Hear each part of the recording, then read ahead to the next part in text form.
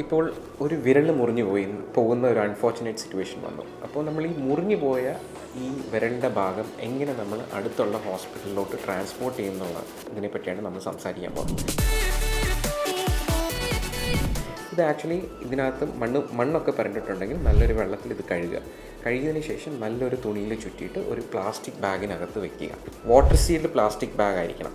ഈ പ്ലാസ്റ്റിക് ബാഗിനകത്ത് വെച്ചതിന് ശേഷം ഒരു പാത്രത്തിൽ ഐസ് ഇട്ടിട്ട് അതിൻ്റെ പുറത്ത് നമ്മൾ ഈ പ്ലാസ്റ്റിക് ബാഗ് വെക്കണം.